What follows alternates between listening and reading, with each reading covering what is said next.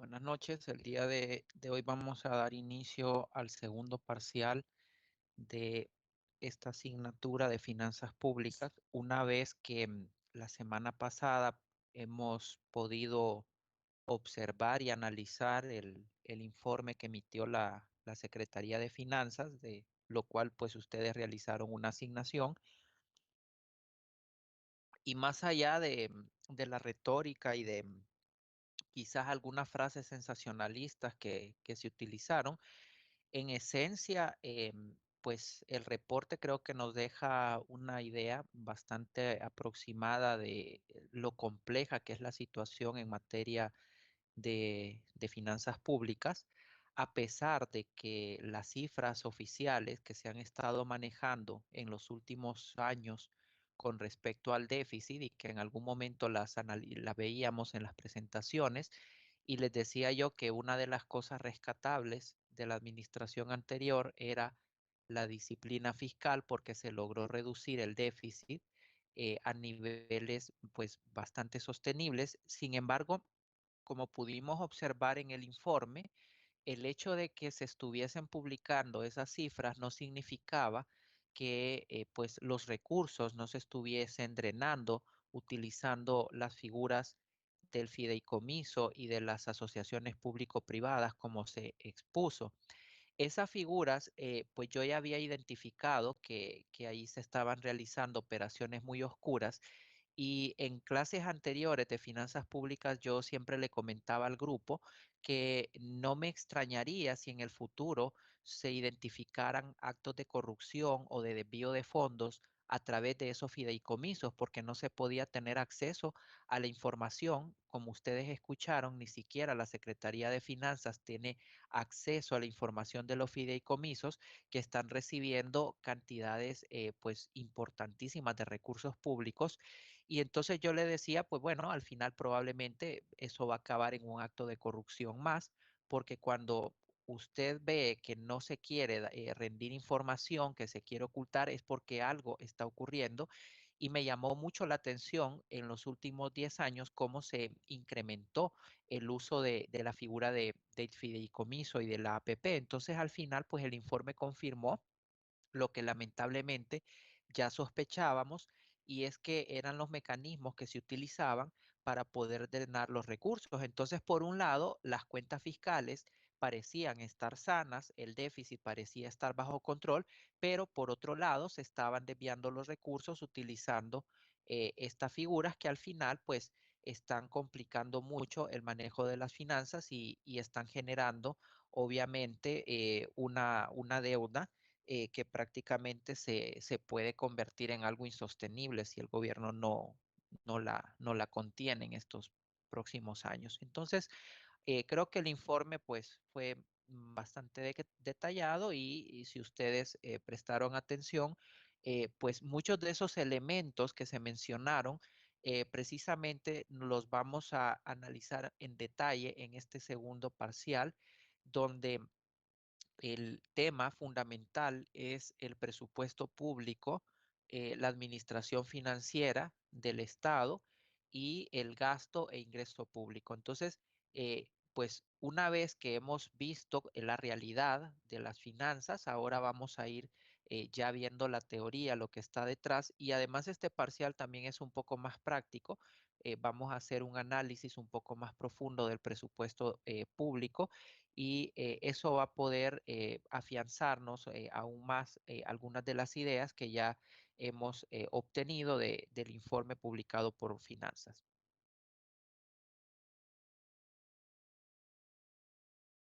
Bien, comenzaremos hablando sobre la administración financiera del sector público en Honduras. ¿Qué es eso de la administración financiera? Bien, la administración financiera del gobierno o pública, si lo queremos llamar así, se refiere a ese conjunto de principios, de normas, de instituciones, de sistemas, de procedimientos, a partir de los cuales las entidades públicas van a alcanzar sus metas o los objetivos, aquello para lo cual han sido creadas, a través de la gestión de los recursos públicos, lo cual implica la planificación de esos recursos, la obtención, la utilización, el registro, la información y el control. Todos estos son los elementos críticos que están incorporados dentro de lo que podemos denominar la administración financiera pública.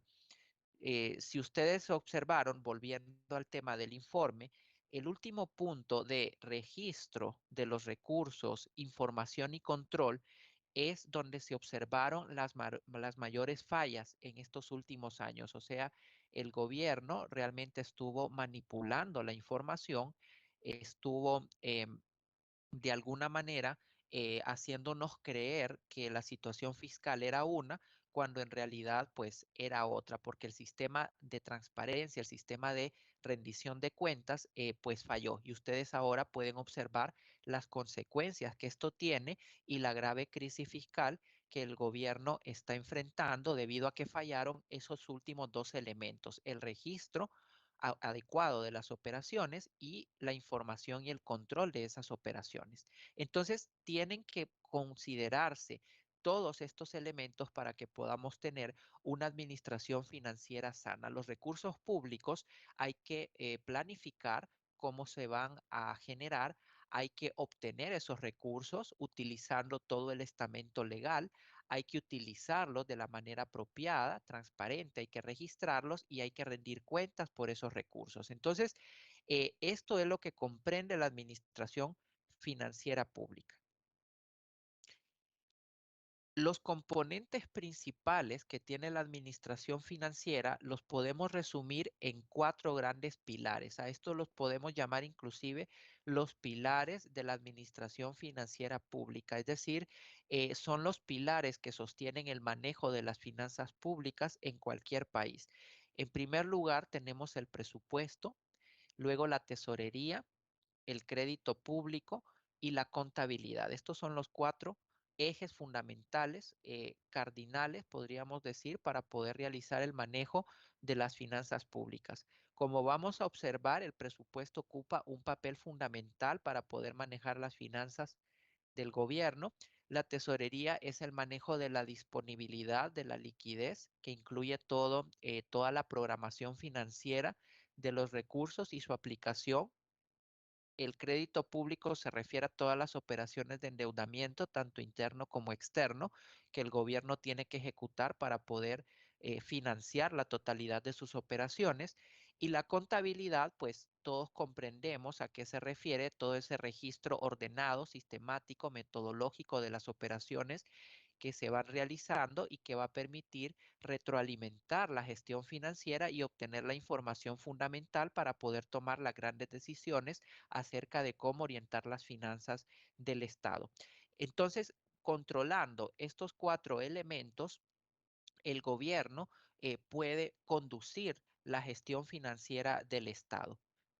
También pueden haber otros sistemas periféricos, es decir, otros sistemas que también son muy importantes, no a nivel de los pilares fundamentales, pero que también se pueden identificar, por ejemplo, sistemas para controlar la inversión pública o sistemas para controlar o gestionar el recurso humano del gobierno. También pueden ser implementados para poder mejorar y ordenar la gestión financiera más allá de los cuatro pilares fundamentales. Bien, para poder gestionar las finanzas públicas en cualquier país, siempre tenemos que considerar el marco legal de las finanzas públicas. Esto es básico. No importa el país en el que nosotros estemos, si vamos a realizar un análisis sobre las finanzas públicas, lo primero que usted tiene que manejar es el marco legal. Esa es la clave. Si usted no conoce el marco legal que sustenta las finanzas públicas, entonces usted debe abstenerse de emitir cualquier pronunciamiento, cualquier juicio, cualquier informe, cualquier estudio, proyecto, etcétera. Es fundamental manejar el marco legal porque todo lo que se actúa en materia financiera en el gobierno tiene que ser conforme a una ley. Hay leyes que regulan todos los aspectos del sistema financiero público. Entonces, desconocer ese marco legal realmente nos impide poder estudiar las finanzas del Estado. Si bien es cierto, en este punto, nosotros no vamos a entrar a un detalle exhaustivo de cada una de las leyes, no es el propósito de este curso, no es que vamos a agarrar ley por ley y las vamos a ver porque son como 20,000, pero lo que necesito que entienda usted es que el día de mañana que quiera realizar algún análisis o quiera realizar algún estudio de factibilidad que tenga que ver con gestión financiera pública, usted tiene que empaparse de la ley, tiene que conocer cuáles son las leyes que aplican a ese elemento que usted está estudiando de las finanzas públicas y solamente cuando usted haya estudiado ese marco legal es cuando puede proceder a hacer su análisis. Si usted va a realizar una auditoría, por ejemplo, a una institución pública, usted tiene que empaparse primero del marco legal. Si usted no conoce el marco legal, nunca se vaya a atrever a practicar una auditoría.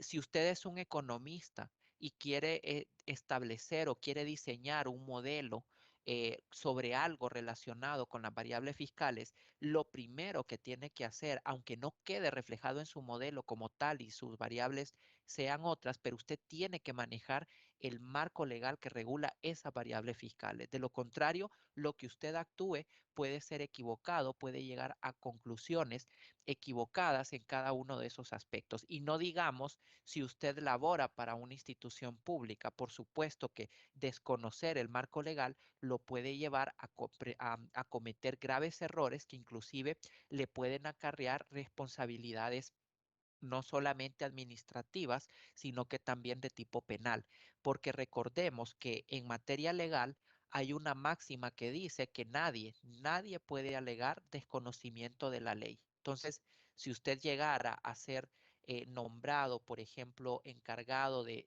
un área de presupuesto, de finanzas o de contabilidad de una institución pública, usted antes de poder aceptar el cargo, asegúrese de que maneja el marco legal. Esto es fundamental.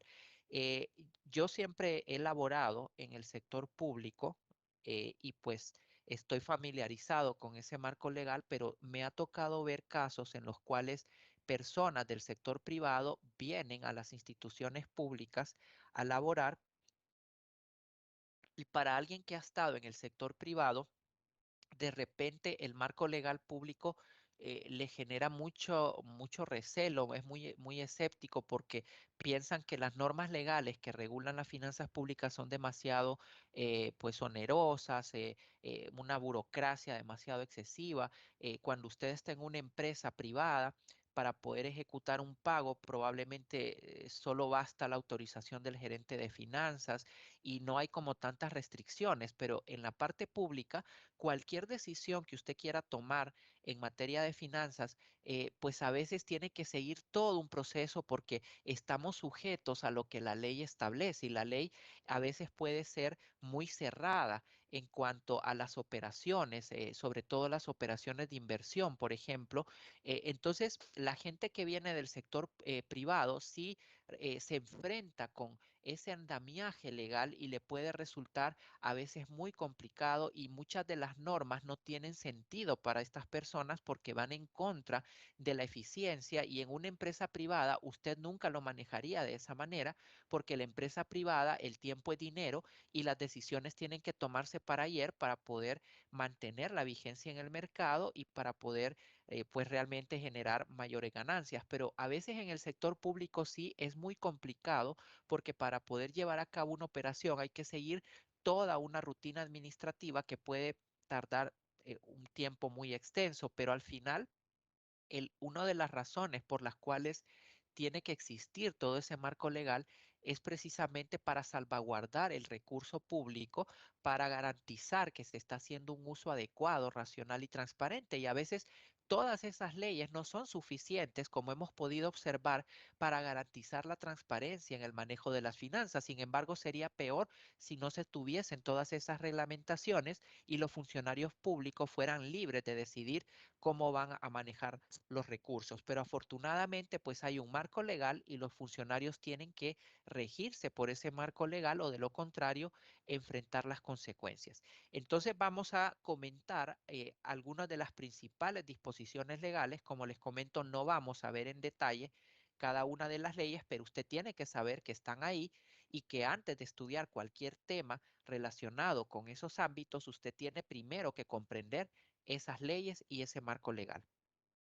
Bien, la ley fundamental, obviamente, que va a tener que considerarse para manejar las finanzas públicas, pues es la misma Constitución de la República.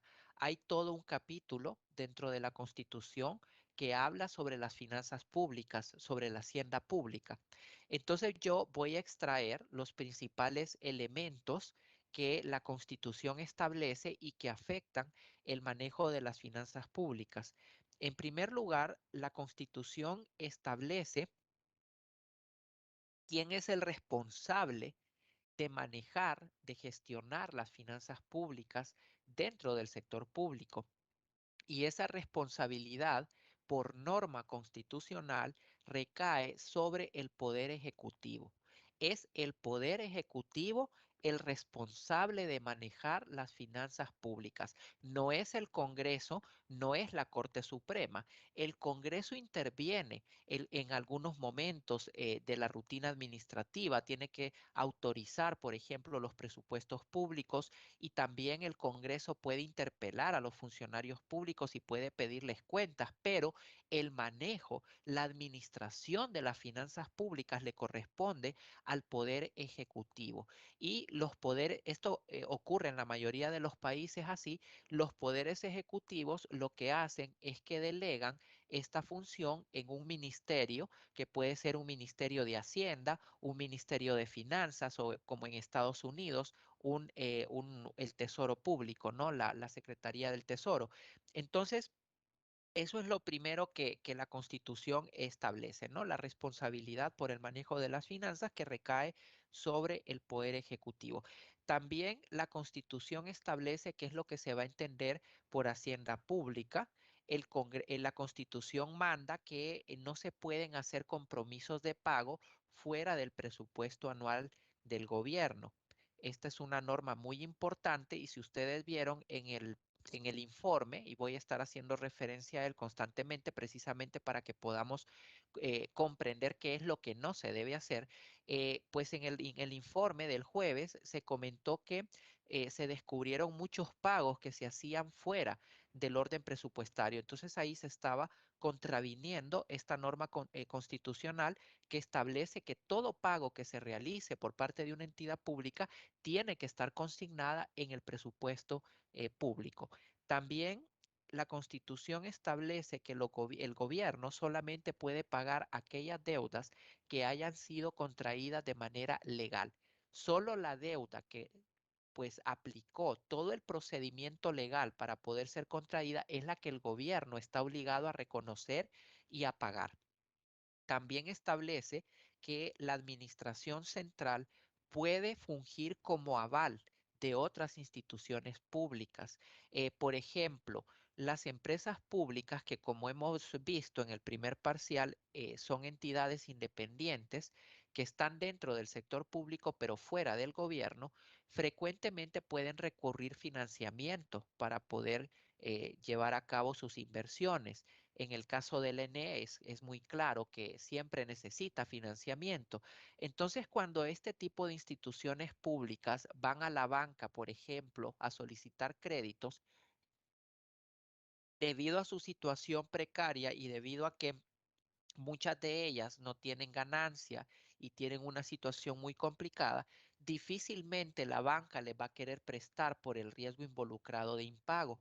Entonces, lo que estas empresas hacen es que para poder obtener esos préstamos, frecuentemente tienen que acudir a la Administración Central del Gobierno a pedir un aval de la deuda. Entonces, lo que la Administración Central hace es que le dice a la banca, ya sea nacional o internacional, pueden prestarle a esa empresa pública y no se preocupen porque yo, Administración Central, voy a avalar ese préstamo. De tal manera que si esa empresa el día de mañana no puede pagar la deuda, entonces yo la voy a pagar. Así que la Constitución le permite a la Administración Central realizar este tipo de operaciones y avalar la deuda de cualquier otra entidad pública. Pueden ser empresas públicas o pueden ser alcaldías, por ejemplo, que quieran contraer deuda y la Administración Central es la que les puede brindar ese aval. Obviamente, la Administración Central tiene que ser muy cuidadosa cuando otorga estos avales porque si el deudor principal incumple, entonces la administración va a tener que asumir esos compromisos y eso le puede complicar la situación financiera a la administración. También debemos comprender que cualquier deuda que sea avalada por la Administración Central, pues va a ser avalada con los recursos del Tesoro Nacional, es decir, con recursos de los impuestos que cada uno de nosotros, los ciudadanos, aportamos. Entonces, un aval de deuda es algo muy delicado que tiene que manejarse también en el marco de la responsabilidad porque es con recursos del Tesoro Público. Otra cosa que menciona la Constitución es que establece la obligación de presentar el presupuesto al Congreso Nacional a más tardar el 15 de septiembre de cada año. La Constitución le ordena al Poder Ejecutivo presentar el proyecto de presupuesto anual a más tardar el 15 de septiembre para que el Congreso lo pueda revisar, analizar y aprobar antes de que inicie cada ejercicio fiscal. Es una orden constitucional esta de presentar el presupuesto. También la Constitución detalla cuáles son los recursos financieros del Estado, que son los recursos que vienen de los impuestos, los recursos que vienen de la deuda y las ganancias de las empresas públicas. La Constitución dice que la administración central va a poder utilizar las ganancias de las empresas públicas como parte de sus recursos financieros para poder cubrir los gastos públicos. También establece que los impuestos, los gastos y las deudas públicas tienen que guardar relación con el Producto Interno Bruto. Es decir, tiene que haber una proporcionalidad. El gobierno no puede exceder su nivel de ingreso y gasto en relación con el tamaño que tiene nuestra economía. Establece también la Constitución que toda contratación pública se tiene que hacer de conformidad con la licitación, la subasta o el concurso público, en igualdad de condiciones.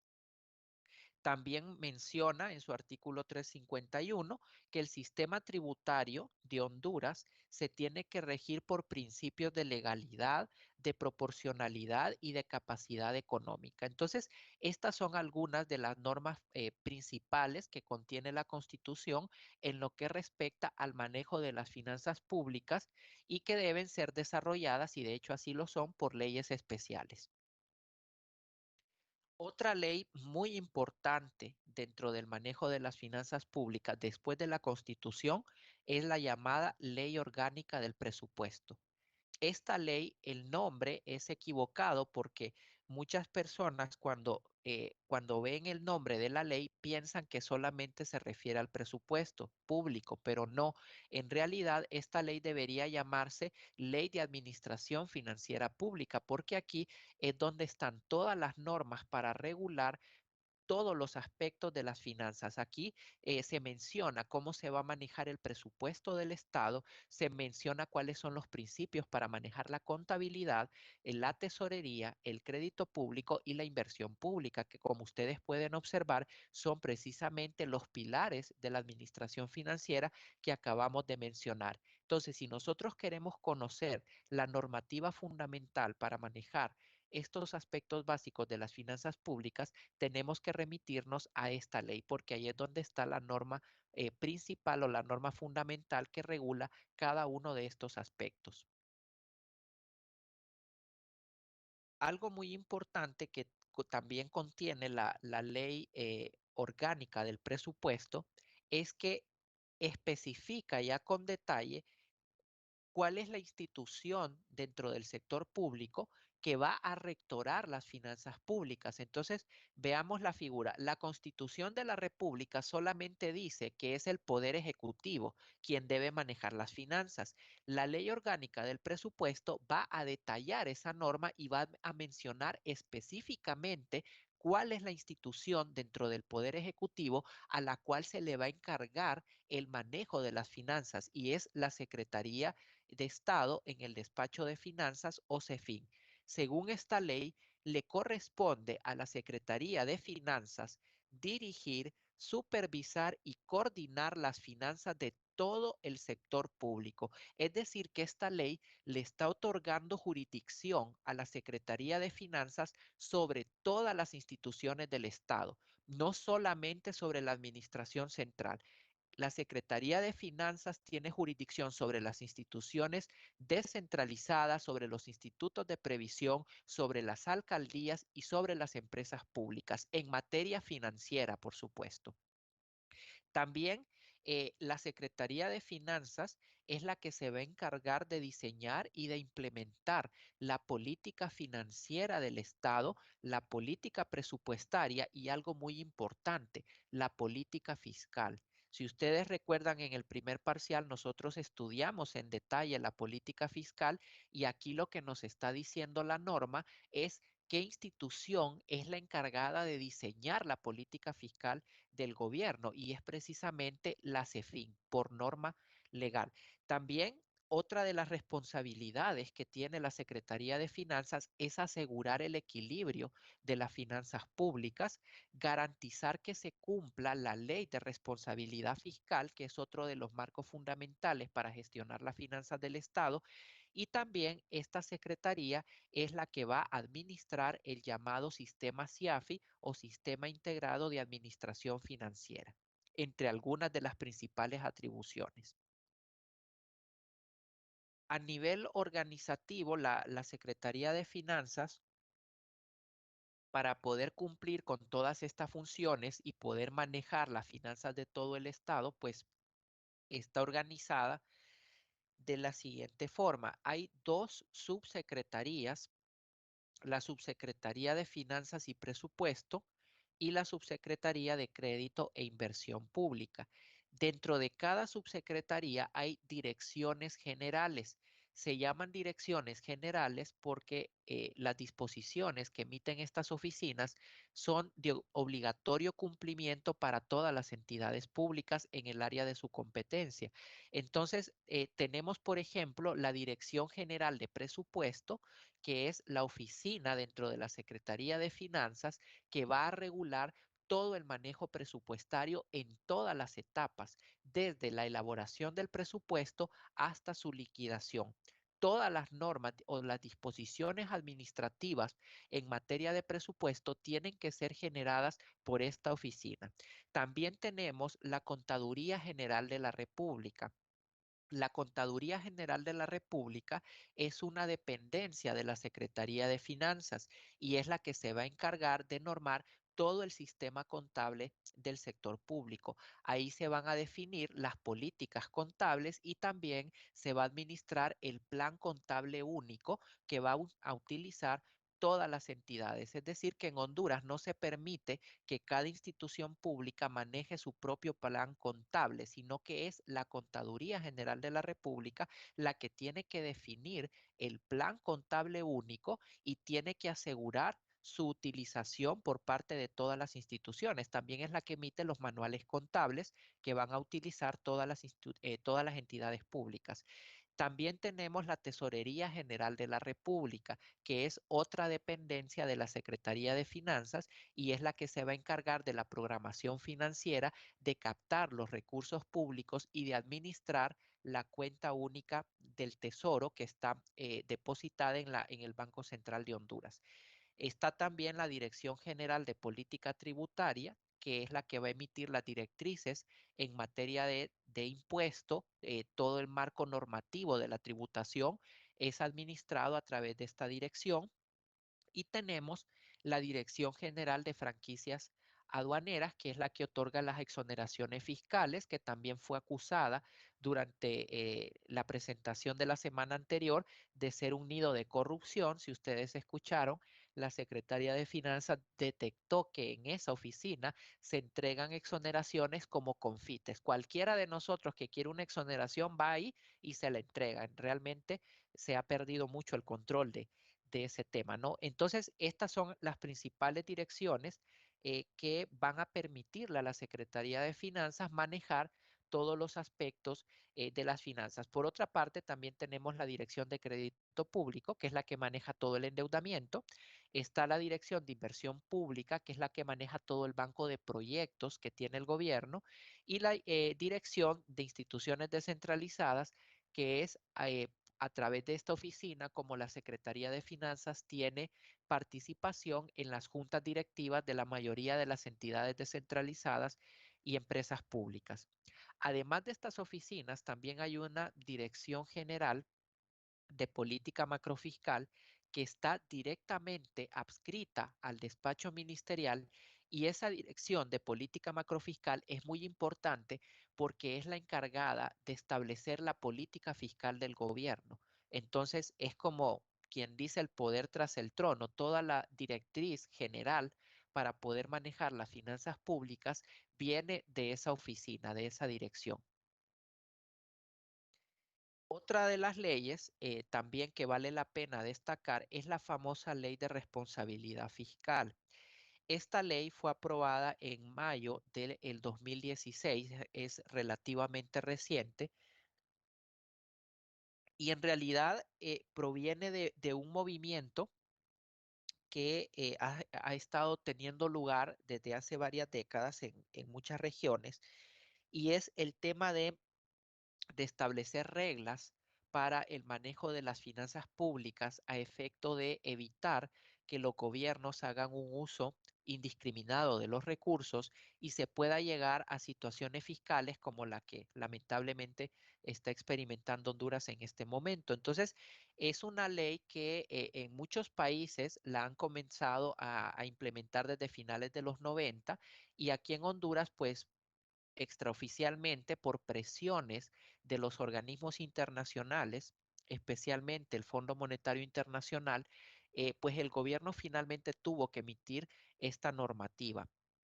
Como vemos, el objetivo principal de esta ley es asegurar una mejor gestión de las finanzas públicas, también asegurar la consistencia de la política presupuestaria, garantizar la consolidación fiscal, es decir, el equilibrio fiscal, la sostenibilidad de la deuda pública, y todo ello al final para permitirle al gobierno cumplir con sus objetivos de reducir la pobreza, de tener mayor transparencia fiscal y de tener una prudencia en el manejo de los fondos públicos.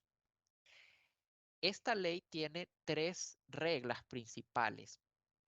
Es una ley en realidad bastante dura porque en otros países los gobiernos solamente tienen una regla o dos, pero aquí en Honduras pues se implementaron tres. Entonces es una ley bastante ambiciosa en ese sentido. La primera regla establece un límite al déficit del sector público no financiero. Entonces, como podemos ver, lo primero que debemos notar es que el límite de déficit está establecido no para la administración central, sino que está establecido a nivel de todo el sector público. Eso es bastante riguroso porque en otros gobiernos la regla de déficit aplica solo para las finanzas de la administración central del gobierno, pero aquí en Honduras en realidad pues fuimos más allá y la regla se estableció a nivel de todo el sector. Realmente no sé cómo los diputados aprobaron esto porque es una regla muy dura, pero supongo que ni siquiera entendieron lo que estaban aplicando.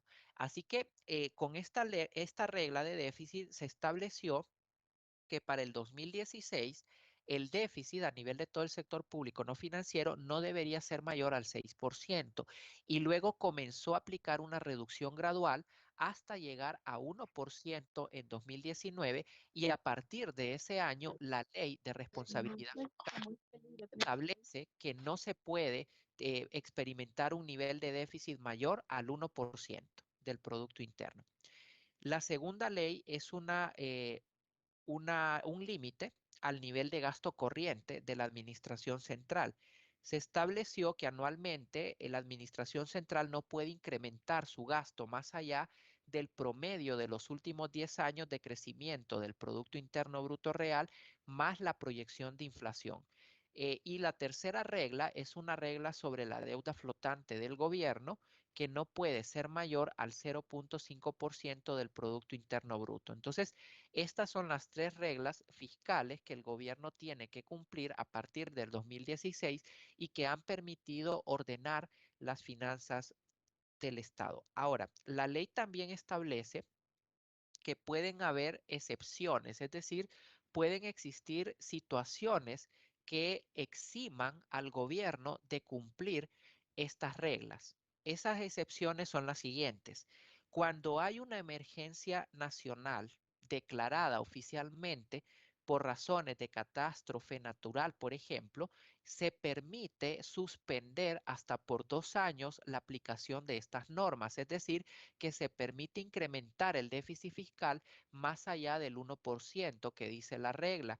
También cuando la economía experimenta una recesión, que es una disminución del Producto Interno Bruto real, también se permite pues no cumplir la regla de déficit fiscal eh, hasta por 2 años. Entonces, con la pandemia del COVID-19 en el año 2020, el gobierno invocó estas cláusulas de excepción. Entonces el Poder Ejecutivo tiene que ir al Congreso, no las puede aplicar de manera automática las excepciones, sino que el Poder Ejecutivo, a través de la Secretaría de Finanzas, tiene que ir al Congreso Nacional a solicitar la autorización de aplicar las reglas de excepción y tiene que justificar ante el Congreso cuál es el evento que está originando esa necesidad de, pues, eximir la regla con el propósito de que el gobierno pueda tener un mayor margen y poder incrementar el gasto y por lo tanto el déficit. Entonces, con la pandemia, el Poder Ejecutivo aprovechó para ir al Congreso a solicitar la excepción por 2 años que se vence en este año, de hecho, y el Congreso aprobó. Eso fue desastroso porque el gobierno hizo un mal uso de esta excepción y todos sabemos lo que ocurrió, ¿no? En estos 2 últimos años realmente las finanzas se fueron al diablo porque el gobierno ya no estaba obligado a aplicar las reglas de la ley de responsabilidad fiscal debido a la emergencia del COVID-19 y que el Congreso autorizó la excepción por 2 años. Bien, estas son algunas de las principales leyes. Como les comento, no vamos a ver en detalle todas porque son bastantes. Ahí está la ley de contratación del Estado, la ley de acceso a la información, la ley de municipalidades, el código tributario y todas las leyes de impuesto, la ley de administración pública, etcétera. Todas estas leyes son las que permiten manejar las finanzas del Estado, por mencionar las principales. Bien, ¿alguna consulta antes de que pasemos al siguiente tema sobre el marco legal? Bien, una de las herramientas, además obviamente de todo el marco legal, una de las herramientas más importantes que tiene el gobierno de Honduras para poder manejar las finanzas es el llamado Sistema de Administración Financiera Integrada o SIAFI, que también fue mencionado durante la presentación de la semana pasada. Si ustedes lo escucharon mencionar este tema del SIAFI, entonces aquí vamos a ver a qué se refiere. Eh, para poder manejar las finanzas públicas, se requiere controlar una cantidad extraordinaria de operaciones que están teniendo lugar todos los días. No todos los días el gobierno recibe recursos, cobra impuestos, realiza gastos, paga deudas, paga intereses, paga salarios, etcétera. Entonces, para poder manejar esa cantidad monumental de operaciones, el presupuesto público en Honduras es superior a los 300.000 millones de lempiras. Esa es la cantidad de recursos que maneja el gobierno en Honduras. Entonces, es prácticamente imposible poder manejar todas esas operaciones sin hacer uso de las herramientas informáticas, de las tecnologías de información de las cuales se dispone en la actualidad. Entonces, los gobiernos obviamente han tenido que ir incorporando herramientas automáticas que permitan automatizar el manejo de las finanzas. Es la única manera de poder controlar mejor las operaciones y garantizar la transparencia. Entonces el CIAFI es parte de ese proceso de adopción de herramientas informáticas para poder manejar de una manera más eficiente, ágil, oportuna y transparente las finanzas. Esta es una de las herramientas más importantes para el manejo de las finanzas públicas. Consiste en una plataforma informática, pero no solamente es la plataforma informática. Cuando uno escucha SIAFI, lo primero que se le viene a la mente es simplemente un sistema electrónico para poder hacer pagos, pero no, el SIAFI es algo más importante y más trascendental que una simple plataforma informática. El SIAFI también incorpora una serie de políticas, de normas, de procedimientos y de instituciones que intervienen en la planificación, la gestión y el control de los recursos públicos. Entonces, como vemos, el CIAFI es un sistema, por eso se llama sistema integral, porque incorpora todos los elementos de la administración financiera del Estado y los incorpora dentro de esa plataforma informática. Este es un sistema que permite automatizar todos los procedimientos relacionados con la administración financiera del gobierno. Está orientado a reemplazar el flujo de papel por información computarizada que permite el control en tiempo real de las operaciones financieras del Estado. El CIAFI se compone de módulos y los principales módulos que tiene el CIAFI es el sistema de presupuesto, el módulo de tesorería, el módulo de crédito público y el sistema de contabilidad. Estos son los que están incorporados en esa plataforma informática que permiten realizar un manejo inmediato de todas las operaciones. Los módulos están conectados. Eso significa que cuando se realiza una operación en uno de ellos, automáticamente se transfiere a los demás. Por ejemplo, si el gobierno realiza un pago a través de la tesorería, inmediatamente el sistema captura esa operación y la traslada al sistema contable y ejecuta la partida contable automáticamente. Nadie tiene que estar haciendo registros contables a mano, por ejemplo, como se hacían antes, o en únicos o en hojas verdes. No, el CIAFI realiza esa operación de manera inmediata. Si hay una operación en el presupuesto, inmediatamente el sistema va a realizar el registro en la contabilidad y en la tesorería si es que procede. Para poder manejar el CIAFI se hace uso de lo que se conoce como la cuenta única de tesorería, es decir, todos los recursos que maneja el gobierno están centralizados en una sola cuenta y esa cuenta está gestionada en el Banco Central de Honduras. Ahí es donde se encuentra la cuenta única del Tesoro, pero quien administra esa cuenta es la Tesorería General de la República, es decir, la Secretaría de Finanzas. Algunas de las ventajas que tiene el sistema SIAFI es que ha permitido una centralización normativa y una descentralización operativa. Es decir, el sistema SIAFI ha puesto reglas claras acerca de cómo se van a realizar las operaciones financieras. Antes de que existiera el SIAFI, que la versión actual data del 2006, lo que ocurría era que no había control sobre los sistemas contables de las instituciones. Por ejemplo, el Infop podía tener su propio sistema contable y de presupuesto y tenía su propia tesorería. La Universidad Nacional podía tener otro sistema contable, también tenía su tesorería y podían ser cosas completamente diferentes. Podrían ser políticas contables inclusive distintas a las que aplicaban cada una de las entidades y no había consistencia en la información. Si usted tomaba un reporte del sistema de presupuesto de una entidad pública y lo quería comparar con un estado financiero que producía la contabilidad, no le cuadraba nada con nada, porque eran sistemas completamente aislados que se manejaban casi de forma independiente por cada una de las instituciones. O sea, era un desastre completo el manejo financiero y esto abría la puerta para el desvío de fondos y para la corrupción. O sea que antes del CIAFI era mucho más fácil el desvío de los recursos.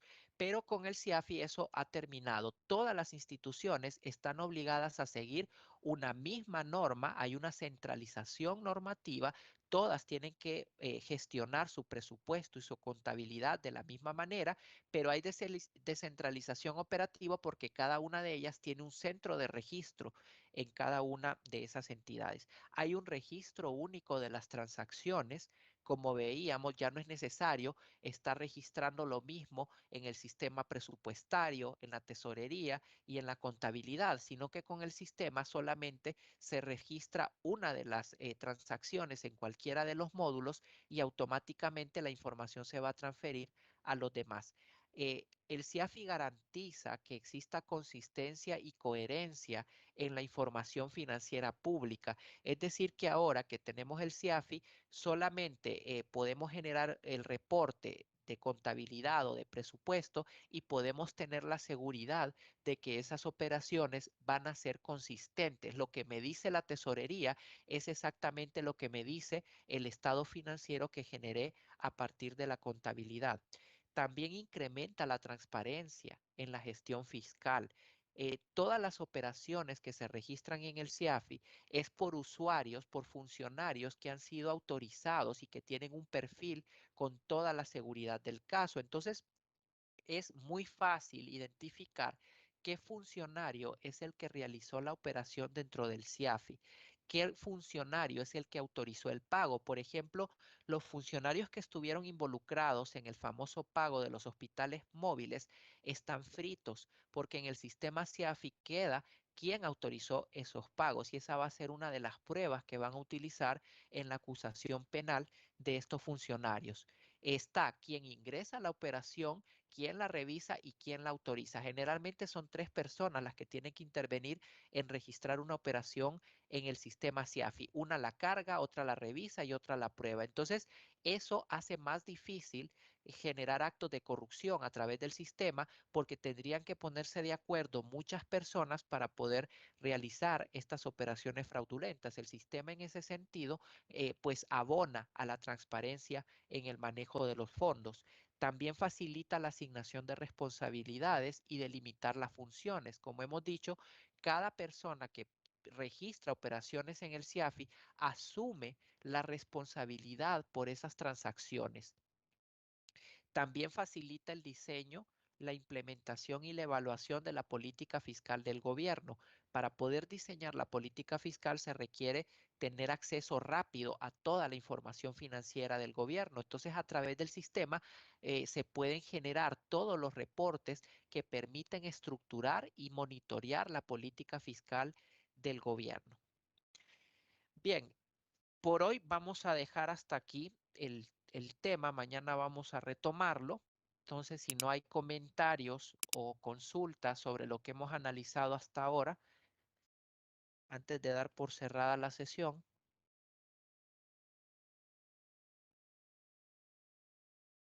Bien, entonces